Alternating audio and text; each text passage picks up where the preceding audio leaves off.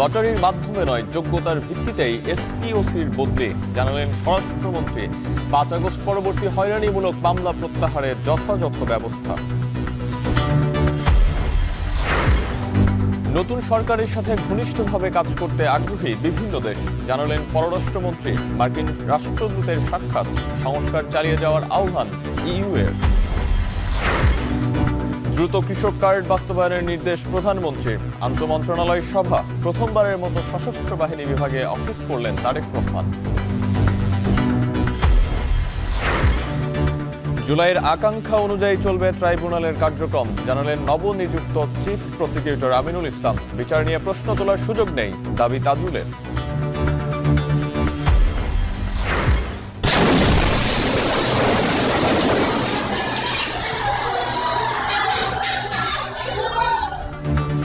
এবং চট্টগ্রামে gas leakage থেকে বহুতল ভবনে বিস্ফোরণ, দগ্ধ অন্তত ৯। রাজধানীর হাজারীবাগের একটি বাসায় শিশুসহ দগ্ধ আরও ৪।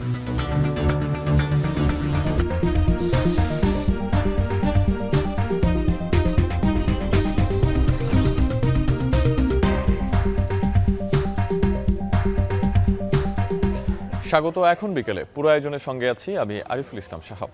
লটারির মাধ্যমে পুলিশের রদবদল নয়, যোগ্যতার ভিত্তিতে বদলি করা হবে বলে জানিয়েছেন স্বরাষ্ট্রমন্ত্রী সালাউদ্দিন আহমদ। সচিবালয়ের স্বরাষ্ট্র মন্ত্রণালয়ের সভা শেষে ব্রিফিংয়ে তিনি জানান, যে কোনোভাবে পুলিশের চেইন অব কমান্ড বজায় রাখা হবে। এছাড়া রাজনৈতিক বিবেচনায় আগ্নেয়াস্ত্রের লাইসেন্স বাতিল করা হবে। ৫ আগস্ট পরবর্তী হয়রানিমূলক মামলার বিষয়ে খতিয়ে দেখা হবে বলেও জানান স্বরাষ্ট্রমন্ত্রী। বিগত ফ্যাসিবাদী সরকারের সময়ে যে সমস্ত আগ্নেয়াস্ত্রের লাইসেন্স ইস্যু করা হয়েছে, সেই আগ্নেয়াস্ত্রের লাইসেন্সগুলো আমরা আবার ভেরিফিকেশন করব, এটা যথাযথ হয়েছে কিনা। পুলিশের সব পর্যায়ে আমাদের জনবলের অভাব আছে। এখন আপাতত ইমিডিয়েটলি আমরা ২৭০১ জন কনস্টেবলের পদ খালি আছে, সেটা জরুরি ভিত্তিতে নিয়োগের জন্য আগের বিদ্যমান প্রক্রিয়ায় শুরু হবে। বেশ কিছু মামলা হয়েছে, এখানে কিছু সুবিধাবাদী শ্রেণীর মানুষ এগুলোর সুযোগে ভোগান্তি সৃষ্টির জন্য অনেককে আসামি করেছে, যারা সেখানে জড়িত থাকার প্রশ্নই আসে না। তারা যেন ভোগান্তি সৃষ্টি না হয় সেগুলো দেখবে।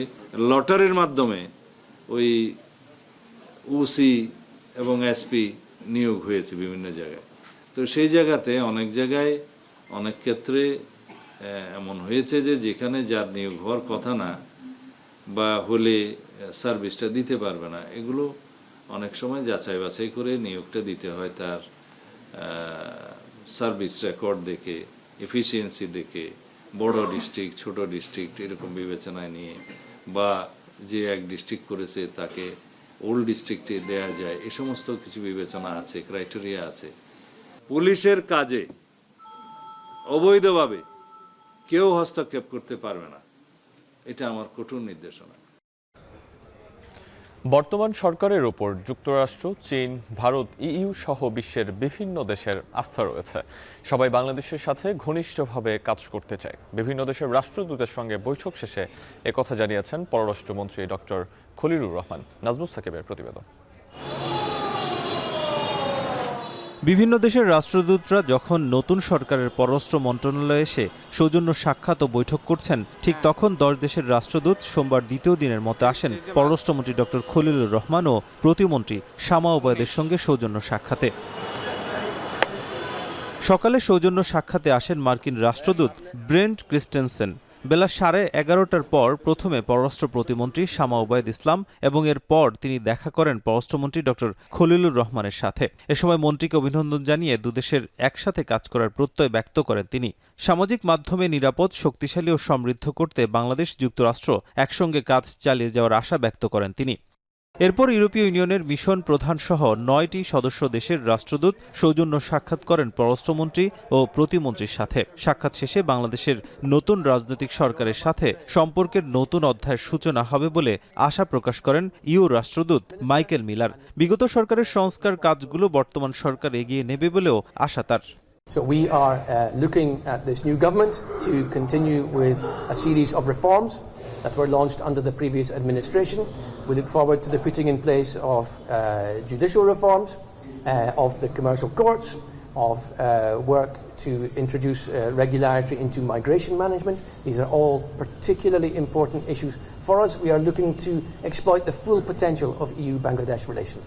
পরে বিদেশি এসব কূটনীতিকদের সঙ্গে বৈঠক নিয়ে গণমাধ্যমে কথা বলেন পররাষ্ট্রমন্ত্রী ডক্টর খলিলুর রহমান। তিনি জানান, বৈঠকে বাংলাদেশের পররাষ্ট্রনীতি তুলে ধরা হয়েছে। আমরা বলেছি যে আমাদের মোটো হচ্ছে বাংলাদেশ ফার্স্ট, সবার উপরে বাংলাদেশ, এবং আমরা স্বাধীনতা, সার্বভৌমত্ব, পরস্পরের আভ্যন্তরীণ ব্যাপারে হস্তক্ষেপ না করার। জানান, বর্তমান সরকারের ওপর মার্কিন, চীন, ভারত, ইউ সহ বিভিন্ন দেশের আস্থা রয়েছে। আমরা প্রতিটি দেশের সঙ্গে মিউচুয়ালি বেনিফিশিয়াল সম্পর্ক গড়ে তুলতে চাই অ্যাজ কো ইকুয়ালস। এবং আমি লক্ষ্য করেছি যে আমি যাদের সঙ্গে পর্যন্ত সাক্ষাৎ করেছি, সৌদি আরব, চীন, ভারত, পাকিস্তান, আমেরিকা যুক্তরাষ্ট্র এবং ইউরোপিয়ান ইউনিয়নের বেশ কয়েকজন রাষ্ট্রদূতের সাথে তাদের মধ্যে আমি লক্ষ্য করেছি এই সরকারের প্রতি তাদের বিপুল আস্থা। দেশের স্বার্থ সুরক্ষিত রেখে বিভিন্ন দেশের সাথে চলমান ইস্যুগুলো সমাধানে বাংলাদেশ কাজ করবে বলেও জানান ডক্টর খলিলুর রহমান। নাজমুস সাকিব, এখন, ঢাকা। ফ্যামিলি কার্ডের পর এবার কৃষক কার্ড বাস্তবায়নের নির্দেশ দিয়েছেন প্রধানমন্ত্রী তারেক রহমান। সোমবার সচিবালয়ে আন্তঃমন্ত্রণালয় সভায় এই নির্দেশনা দেন তিনি। সভায় যোগ দেন অর্থ, কৃষি, ভূমি সহ সংশ্লিষ্ট মন্ত্রণালয়ের মন্ত্রী ও প্রতিমন্ত্রীরা। এর আগে প্রথমবারের মতো সশস্ত্র বাহিনী বিভাগে অফিস করেন প্রধানমন্ত্রী তারেক রহমান। এ সময় পদোন্নতিপ্রাপ্ত লেফটেন্যান্ট জেনারেল মীর মুশফিকুর রহমান ও মেজর জেনারেল কায়সার রশিদ চৌধুরীকে র্যাঙ্ক ব্যাজ পরিয়ে দেন প্রধানমন্ত্রী। হাসিব বিল্লার প্রতিবেদনে বিস্তারিত। সরকার গঠনের পর একে একে অগ্রাধিকারের ভিত্তিতে ইশতেহারের বিষয়গুলো বাস্তবায়নের কাজ শুরু করেছে বিএনপি সরকার। ফ্যামিলি কার্ড, খাল খনন সহ সামাজিক সুরক্ষা কর্মসূচির বিষয়ে এরই মধ্যে নির্দেশনা দিয়েছেন প্রধানমন্ত্রী তারেক রহমান।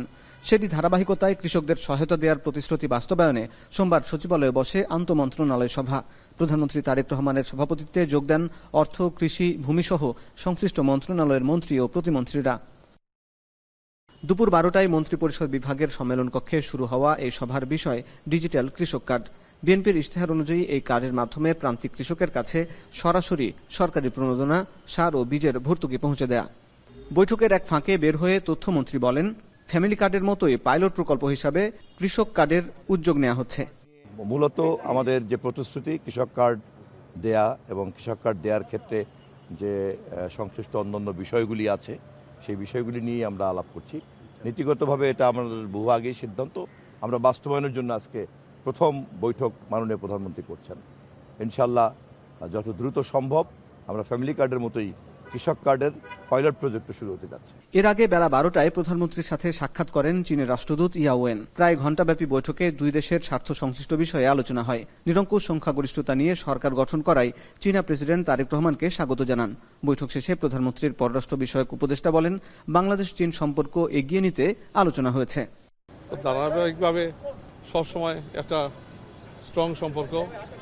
চায়না একটা ইম্পর্টেন্ট স্ট্রং ডেভেলপমেন্ট পার্টনার বাংলাদেশের, তো সবসময় একটা সম্পর্ক বজায় রাখছেন এবং এই সম্পর্ক কীভাবে আরও জোরদার করা যায় এবং এটা নতুন মাত্রায় নিয়ে কাজ করা, বাংলাদেশের ডেভেলপমেন্ট নিয়ে কাজ করা, ওনাকে আমন্ত্রণ জানানো হয়েছে চায়না ভিজিটের। সময়সূচি ওইগুলা তো আর ঠিক হয়নি। এর আগে সশস্ত্র বাহিনী বিভাগের কার্যালয়ে পদোন্নতিপ্রাপ্ত লেফটেন্যান্ট জেনারেল মীর মুশফিকুর রহমান ও মেজর জেনারেল মোহাম্মদ কায়সার রশিদ চৌধুরীকে নতুন পদের র্যাঙ্ক ব্যাজ পরিয়ে দেন প্রধানমন্ত্রী। নবনিযুক্ত এই কর্মকর্তাদের উজ্জ্বল ভবিষ্যৎ কামনা করেন সরকার প্রধান। হাসিব বিল্লাহ, এখন, ঢাকা।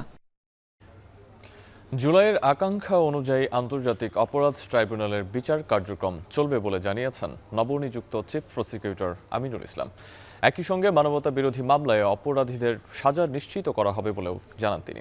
এদিকে ট্রাইব্যুনালে গেল 1.5 বছরের বিচার কার্যক্রমের স্বচ্ছতা নিয়ে প্রশ্ন তোলার সুযোগ নেই বলে দাবি করেছেন বিদায়ী চিফ প্রসিকিউটর তাজুল ইসলাম। নতুন চিফ প্রসিকিউটরের হাত ধরে ট্রাইব্যুনালের বিচার কার্যক্রম যথাযথভাবে এগিয়ে চলবে বলেও আশা প্রকাশ করেন তিনি। ইমদাদুল আজাদের প্রতিবেদনে বিস্তারিত। জুলাই গণঅভ্যুত্থানের পর পুনর্গঠিত হয় আন্তর্জাতিক অপরাধ ট্রাইব্যুনাল। বিগত আওয়ামী লীগ সরকারের আমলে সংগঠিত গুম খুনের বিচার শুরু করতে 2024-এর 5 সেপ্টেম্বর চিফ প্রসিকিউটর হিসেবে নিয়োগ পান তাজুল ইসলাম। তার নেতৃত্বে জুলাই আগস্টে সংগঠিত মানবতাবিরোধী অপরাধের মামলাসহ মোট 24টি আনুষ্ঠানিক অভিযোগ দাখিল করে প্রসিকিউশন। বর্তমানে এসব মামলার বিচার চলছে 2 ট্রাইব্যুনালে। এরই মধ্যে 3টি মামলার রায় ঘোষণা হয়েছে, আরও 2টি মামলার রায় অপেক্ষমান। নতুন সরকার দায়িত্ব নেয়ার পর সোমবার তাজুল ইসলামকে সরিয়ে আমিনুল ইসলামকে নতুন চিফ প্রসিকিউটর হিসেবে নিয়োগ দিয়েছে সরকার। শেষ কর্মদিবসে তাজুল ইসলাম আশা প্রকাশ করেন, মানবতাবিরোধী অপরাধের বিচার নতুন চিফ প্রসিকিউটরের হাত ধরে যথানিয়মে এগিয়ে যাবে। আমি নতুন চিফ প্রসিকিউটরকে স্বাগতম জানাই। তার প্রতি আমার শুভেচ্ছা থাকবে। তিনি যাতে আমাদের যে রেখে যাওয়া যে অসমাপ্ত দায়িত্ব সেটা পালনে তিনি সফল হন। বাংলাদেশের যে গণমানুষ যারা জুলাই আগস্টে রক্ত দিয়েছিলেন, জীবন দিয়েছিলেন, অঙ্গহানির শিকার হয়েছিলেন, তাদের যে চলমান বিচার প্রক্রিয়া আছে, আমি আশা করি নতুন চিফ প্রসিকিউটরের নেতৃত্বে এই ট্রাইব্যুনালে সেই বিচার প্রক্রিয়া অব্যাহতভাবে সুন্দরভাবে পরিচালিত হবে। গত প্রায় 1.5 বছরে সম্পন্ন মানবতাবিরোধী অপরাধে বিচার প্রক্রিয়ার স্বচ্ছতা নিয়ে প্রশ্ন তোলার সুযোগ নেই বলেও দাবি করেন সদ্য বিদায়ী চিফ প্রসিকিউটর। এইখানে ট্রাইব্যুনালের বিচার প্রক্রিয়াতে যা কিছু হয়েছে ট্রান্সপারেন্ট এবং সেটা আদালতের মাধ্যমে কিন্তু প্রমাণিত হয়েছে। সুতরাং আজকে এই মুহূর্তে যদি কেউ অসৎ উদ্দেশ্যে কোনো মিথ্যা অভিযোগ করে, বাংলাদেশের গোটা জনগণ সাক্ষী, মিডিয়া সাক্ষী, আপনারা জানেন যে কি ধরনের ট্রান্সপারেন্ট প্রক্রিয়ার মধ্য দিয়ে বিচার প্রক্রিয়া অগ্রসর হয়েছে। কারণ 2-1 জনের ব্যক্তিগত ক্ষোভের থেকে সে বুঝে হোক না বুঝে হোক যদি বলে, সেগুলোকে আমরা ধর্তব্যের মধ্যে মনে করি না। এদিকে দায়িত্ব বুঝে নিয়ে সদ্য নিয়োগ পাওয়া চিফ প্রসিকিউটর আমিনুল ইসলাম বলেন, জুলাই শহীদদের আকাঙ্ক্ষা অনুযায়ী চলবে ট্রাইব্যুনালের বিচার কার্যক্রম। যে সকল বিচার চলমান আছে এবং আগামী দিনে যে বিচারগুলো যেগুলো মামলা বিচারের জন্য আসবে, আমি সম্পূর্ণরূপে চেষ্টা করব যে আমাদের জুলাই শহীদদের আকাঙ্ক্ষার অনুযায়ী যাতে আমি ট্রাইব্যুনালে আমি আমার বিচার কার্যে আন্তরিক সহযোগিতা করতে পারি। সম্পূর্ণ আইন অনুযায়ী কারো প্রতি কোনো বিদ্বেষমূলক মনোভাব পোষণ না করে সম্পূর্ণরূপে আইনের মধ্য থেকে আইনের প্রত্যাশা অনুযায়ী এই বিচার কার্য পরিচালনা হবে। আমাদের মাধ্যমে কোনো বিদ্বেষ কারো প্রতি থাকবে না। মানবতাবিরোধী অপরাধের মামলায় অপরাধীদের সাজা নিশ্চিত করা হবে বলেও জানান নবনিযুক্ত চিফ প্রসিকিউটর। ইমদাদুল আজাদ, এখন, ঢাকা। চট্টগ্রাম নগরীর হালিশ শহরে একটি 6 তলা ভবনের 3য় তলায় গ্যাস লাইনের লিকেজ থেকে বিস্ফোরণে শিশুসহ 9 জন দগ্ধ হয়েছেন। ভোরে সেহরির সময় এ বিস্ফোরণ ঘটে বলে জানায় স্থানীয়রা। দগ্ধরা সবাই একই পরিবারের সদস্য। তাদের প্রথমে চট্টগ্রাম মেডিকেল এর বার্ন ইউনিটে ভর্তি করা হয়। পরে দগ্ধ 9 জনের অবস্থাই আশঙ্কাজনক হওয়ায় উন্নত চিকিৎসার জন্য ঢাকা মেডিকেলের বার্ন ইউনিটে পাঠানো হয়েছে। এর মধ্যে 3 জনের শরীরের শতভাগই পুড়ে গেছে। 5 জন থেকে পার হওয়ার সময় হঠাৎ করে বিস্ফোরণ ঘটে এবং আমি দৌড় দিয়ে বেডরুমে চলে যাই। পরে দেখি বাইরে বেরোয় দেখি একজন শরীরে আগুন সহ দৌড়াচ্ছে। এখন আসলে বুঝতেছি না যে আসলে কি হয়েছে এখানে, তবে বিশাল একটা বিস্ফোরণ ছিল। ফোন দিছে আর বঞ্জি বলে যে আগুন লাগিয়ে আফার ঘরে আগুন লাগিয়ে দেখো যাই এনে দেখতে শুধু এক ঘরে সব বাস্ট হয়ে সব ফুরিয়ে গেছে। যে ওয়াবদাতে লিফট বিস্ফোরণে আর কি, ওদের লিফট বিস্ফোরণে যে বাসাগুলো ছিল দুই পাশে আগুন ধরে যায়, লিফটটা ছিঁড়ে নিচে পড়ে যায়। আমাদের কাছে আসছে 9 জন রোগী, এর মধ্যে 3 জন হচ্ছে 100% বার্ন।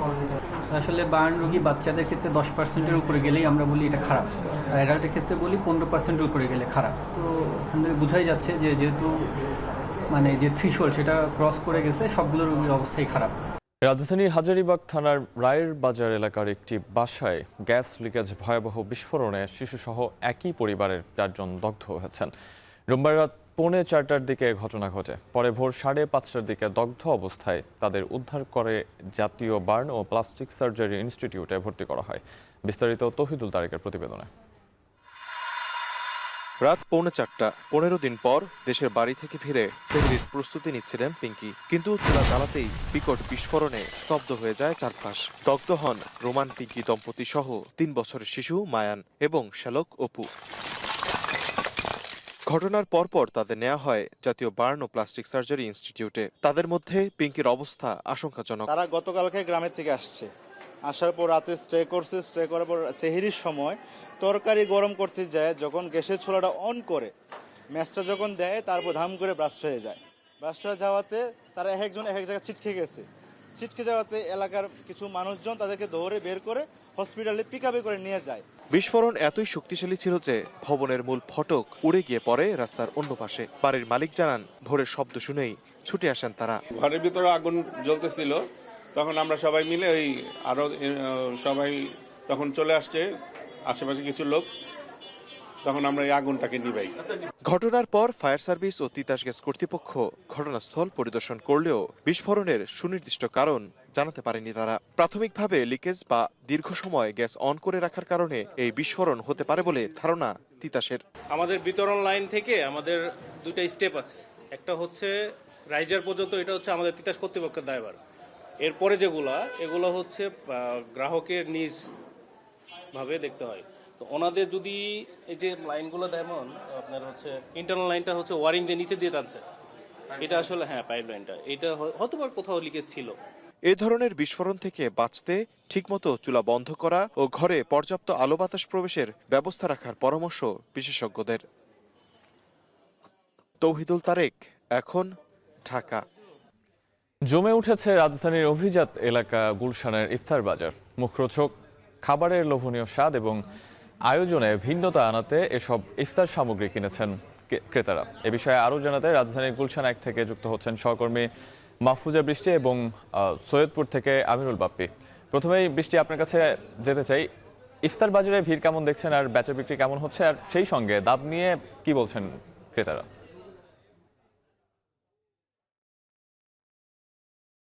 দেখতে পাচ্ছেন যে আমরা আসলে চলে এসেছি রাজধানীর গুলশান এলাকায়। এখানে যেমন অভিজাত এলাকা হিসেবে খাবারের ভিন্নতার কথা আমরা জানি, তেমনি এবার দেখাচ্ছি আমরা ব্যতিক্রম একটি আয়োজনের। যেমনটা আপনি দেখতে পাচ্ছেন, এই যে এই আঙিনা, এটা কিন্তু একটা বাড়ির আঙিনা, যেটা নিজস্ব একটা বেসরকারি একটা প্রতিষ্ঠানের কিছু মানুষ যারা এই নতুন বাংলাদেশে নিজেদেরকে নতুন করে দেখানোর সুযোগ তৈরি করেছে এবং মানুষের জন্য হাইজেনিক এবং হেলদি যে খাবার, স্বাস্থ্যজনিত যে ব্যাপারে সচেতন থেকে খাবারের ব্যবস্থা কিন্তু তারা সবাই করছে। সব কিছু মিলিয়ে এদের কিন্তু অন্যরকম একটা উদ্যোগ আমরা দেখতে পেয়েছি এই জায়গায়। তারা সবাই কিন্তু বন্ধু, পরিবার, পরিজন, নিজস্ব মানুষরা মিলে কিন্তু এই ইফতারের আয়োজন শুরু করেছে। এটাই তাদের প্রথম ব্যবসা সম্বন্ধে আমরা জানি। তবে এখানে বলে রাখি 20 থেকে 25টা আইটেমের মতো পাওয়া যায়, যেগুলি হচ্ছে যে দেশীয় যে ইফতারের আইটেমগুলো আছে সেগুলো ছাড়াও কিছু স্পেশাল আইটেম আছে। মোরগ পোলাও, বিফ তেহারি আছে, তারপরে বিফ হালিম আছে, খাসির হালিম, এবং যেসব পানীয় জুস আইটেমগুলো রয়েছে সেগুলোর মধ্যে কিন্তু লেমন মিন্ট জুস রয়েছে, পেঁপে, তরমুজ, মাল্টা, আনারস, ড্রাগন, বিভিন্ন রকমের খাবারের মধ্যে মুখরোচক কিভাবে রাখা যায় এবং যারা গ্রাহক আছে তাদের সুস্বাস্থ্যের দিকে নজর রাখা যায়, সেটাই কিন্তু চেষ্টা করছে গুলশান বনানীর ইফতার বাজারগুলো। আমিরুল বাপ্পি, আপনি সৈয়দপুরে আছেন, সেখানকার ইফতার বাজারটা আসলে কেমন? ছোলা মুড়ির সেই ট্র্যাডিশনাল খাবার দাবারই নাকি ব্যতিক্রমী কিছু আছে, জানাবেন? সাহাব, সৈয়দপুরের 5 মাথায় হচ্ছে সব থেকে জমজমাট ইফতারি আইটেমগুলো বিক্রি হয় এবং আপনি যেটি জানতে চাইছিলেন যে ছোলা মুড়ি, তো এই ট্র্যাডিশনাল আইটেম এখান থেকে বাঙালিরা আসলে বেরোতে পারবে না, কিন্তু এর পাশাপাশি সৈয়দপুর একটি অবাঙালি অধ্যুষিত এলাকা, আপনি নিশ্চয়ই জানেন, এবং যার কারণে এখানে বিভিন্ন ধরনের কাবাব আইটেম আমরা কিন্তু প্রত্যেক বছরই দেখে থাকি যে কাবাব আইটেমগুলোর চাহিদা বেশ ভালো থাকে। যারা ক্রেতা, যারা কিনতে চান, যারা একটু শৌখিন খাবারের ব্যাপারে, যারা একটু ভোজন রসিক, তারা এই রেগুলার আইটেমের পাশাপাশি কাবাব আইটেমগুলো কিনে থাকেন এবং সেগুলোর দাম যে আহামরি খুব বেশি তা নয়, মোটামুটি হাতের নাগালেই মধ্যেই সমস্ত ধরনের আইটেম পাওয়া যায়। কিন্তু ক্রেতাদের বরাবরের মতোই যেটা অভিযোগ থাকে, আমরাও দেখেছি যে ফলমূলে কিছু আছে আইটেম যেগুলোর দাম বেশি, যেমন কলা, তারপরে লেবু, এই ধরনের আইটেমগুলোতে দাম বেশি। আর অন্যান্য যেসব ইফতারি আইটেম এগুলোতে কিন্তু এবার তেমন খুব বেশি দামের কথা অভিযোগ করছেন না ক্রেতারা। তবে আমরা দেখেছি যে যারা রোজদার আছেন তাদেরকে স্বস্তি দিতে কিন্তু অনেক কম দামেও, অর্থাৎ অর্ধেক দামেও ইফতার বিক্রি করছেন, এরকমও আমরা দেখেছি যে 2 টাকা 3 টাকায় বিক্রি করছে। তো এই ছিল আমার কাছে সৈয়দপুরের ইফতার বাজার থেকে সবশেষ অবস্থা। বিস্তারিত জানাতে আমাদের সঙ্গে গুলশান ও সৈয়দপুর থেকে যুক্ত ছিলেন মাহফুজা বৃষ্টি ও আমিরুল বাপ্পি। বিদেশি ব্র্যান্ডের সঙ্গে পাল্লা দিয়ে বড় হচ্ছে দেশীয় প্রসাধনী ব্র্যান্ডের বাজার। এবার ঈদ ঘিরে কিশোরগঞ্জে অন্তত 5 কোটি টাকার প্রসাধনী বেচা কেনার আশা ব্যবসায়ীদের। সীমান্ত দিয়ে ভারতীয় প্রসাধনীর চোরাচালান ঠেকানোর দাবি তাদের। আজিজুল সঞ্চয়ের প্রতিবেদনে বিস্তারিত। ঈদে নতুন পোশাকের মতোই আরেক অবিচ্ছেদ্য অনুষঙ্গ প্রসাধনী। এরই মধ্যে ভৈরবের বিপণী বিতানগুলোতে বেড়েছে ক্রেতাদের আনাগোনা। নতুন পোশাকের পাশাপাশি রূপসজ্জায় প্রসাধনীর দোকানগুলোতেও ঢু মারছেন নারীরা। ফেস পাউডার, ফেস ওয়াশ, মেহেদি, রঙিন লিপস্টিকের মতো নিত্য প্রয়োজনীয় প্রসাধনীর দিকেই তাদের ঝোঁক বেশি। আগে বিদেশি ব্র্যান্ডের কাটতি বেশি থাকলেও ইদানিং চাহিদা বেড়েছে দেশীয় ব্র্যান্ডের প্রসাধনীর। দামে সাশ্রয়ী এবং গুণগত মান ভালো হওয়ায় ধীরে ধীরে বড় হচ্ছে দেশীয় প্রসাধনীর বাজার। ব্যবহারকারীদের আস্থা অর্জনে দেশীয় প্রসাধনীর গুণগত মান আরও বাড়ানোর দাবি ক্রেতা বিক্রেতাদের। যদি দেশীয় পণ্যের চাহিদা বাড়াতে চায় তাহলে অবশ্যই পণ্যের মান ভালো করতে হবে। এখন মানুষ আস্তে আস্তে দেশীয় কোম্পানিগুলো ভালো করতেছে আর কি। প্রায় মান্থলি আমি 50,000 টাকা মাল সেল করতে পারি। মমতাজের বিভিন্ন ফেসিয়াল আছে। এদিকে চোরাই পথে আসা নিম্নমানের ভারতীয় প্রসাধনীর প্রবেশ ঠেকানোর দাবি জানিয়েছেন ব্যবসায়ীরা। সবচেয়ে বড় মার্কেট হচ্ছে আমাদের মমতাজের, এবং সারা বাংলাদেশের মধ্যে মমতাজের মার্কেট যে 4-5টা জায়গার মধ্যে সবচেয়ে বড়, তার মধ্যে ভৈরব মার্কেটটা হচ্ছে খুব গোছানো এবং সবচেয়ে ভালো মার্কেট। ভৈরবে প্রায় 150 প্রসাধনীর দোকান রয়েছে। দেশীয় প্রসাধনীর ব্যবহার বাড়লে আমদানি নির্ভরতাও কমবে বলে মনে করছেন সংশ্লিষ্টরা। আজিজুল সঞ্চয়, এখন কিশোরগঞ্জ। রোজার শুরুতেই রাজধানীর পাইকারি বাজারে এসেছে নতুন পণ্য, ফলে স্বাভাবিকভাবেই ব্যস্ততা বেড়েছে বিক্রেতাদের। এ নিয়ে আরও জানাতে রাজধানীর পুরান ঢাকার ইসলামপুর পাইকারি বাজার থেকে যুক্ত হচ্ছেন সহকর্মী রাব্বি আল রাহিদ। রাব্বি, ঈদ ঘিরে পাইকারি বাজারে বেচা বিক্রি কেমন চলছে এবং দাম নিয়ে ক্রেতাদের বা বিক্রেতাদের কোনো অসন্তুষ্টি আছে কিনা জানাবেন।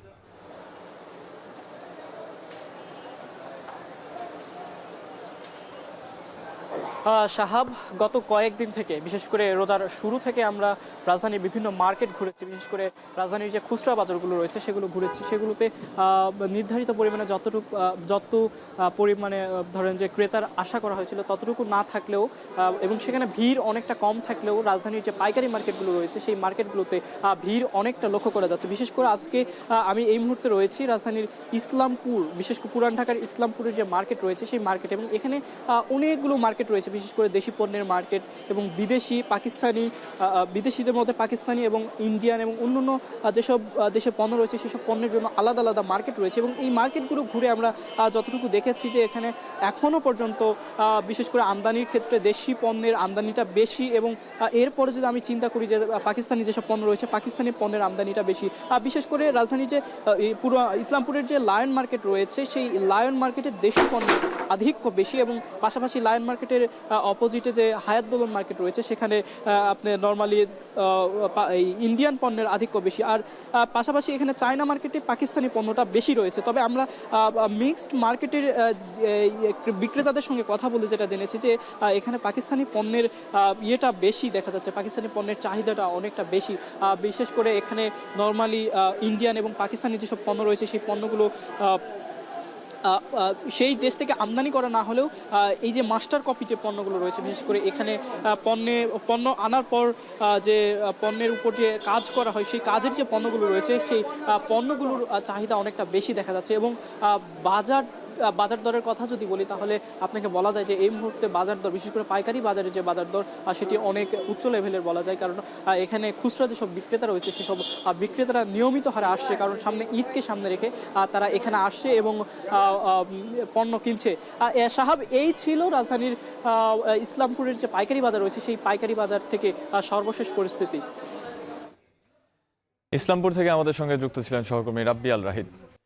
খেলার খবর, ফেডারেশনগুলোতে শীঘ্রই নির্বাচনের মাধ্যমে নতুন কমিটি গঠন করা হবে। সোমবার দেশের সব ক্রীড়া ফেডারেশন ও অ্যাসোসিয়েশনের সঙ্গে বৈঠকে জানিয়েছেন যুব ক্রীড়া প্রতিমন্ত্রী আমিনুল হক। বর্তমান কমিটির কাছে কাজের হিসাব চেয়েছেন তিনি।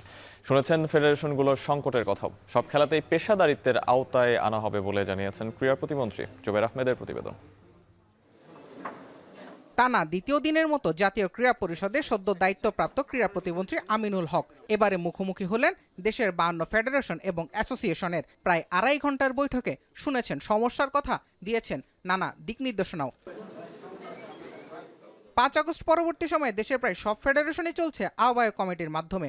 সব কমিটির কাছেই বিগত সময়ের কার্যক্রমের হিসেবও চেয়েছেন ক্রীড়া প্রতিমন্ত্রী। আমরা গত 1 বছরের আমাদের প্রত্যেকটি ফেডারেশনের একটি মূল্যায়নের একটি রিপোর্ট আমি আগামী 7 দিনের ভিতরে পেশ করতে বলেছি। ফেডারেশনগুলোতে সহসায় নির্বাচিত কমিটি দেওয়ার জন্য সরকারের পরিকল্পনা আছে বলেও জানান তিনি। আমরা এই নির্বাচন প্রক্রিয়াটিকে একটি সুন্দর স্বচ্ছভাবে করার জন্য আমাদের সেই উপজেলা একদম গ্রাউন্ড লেভেল থেকে আমরা শুরু করতে চাই। নির্বাচনী ইশতেহার মেনে ক্রীড়াকে পেশাদারিত্বের আনার কথা আবারও সামনে আনলেন আমিনুল হক। আমরা আমাদের খেলাধুলাকে বেশি হিসেবে প্রতিষ্ঠিত করতে চাই এবং সেই খেলোয়াড়দেরও যারা বাংলাদেশকে রিপ্রেজেন্ট করছে, দেশের জন্য যারা সম্মান বয়ে আনার জন্য নিজেকে উজাড় করে খেলার চেষ্টা করছে, সেই খেলোয়াড়দেরকে আমরা একটি বেতন কাঠামোর ভিতরে আনতে চাই। বৈঠকে ফেডারেশনগুলোর নানা সমস্যার কথাও শুনেছেন প্রতিমন্ত্রী। জানালেন সমস্যা সমাধানে দ্রুতই কাজে নামবে মন্ত্রণালয়। জুবায়ের আহমেদ, এখন, ঢাকা। এই ছিল এখন বিকেলের আয়োজন। এখন টেলিভিশন ওয়েবসাইটে দেখতে ভিজিট করুন www.ekhon.tv। এছাড়াও ফেসবুকে দেখতে ভিজিট করুন facebook.com/tv.ekhon আর ইউটিউবে দেখতে ভিজিট করুন youtube.com/c/ekhon tv।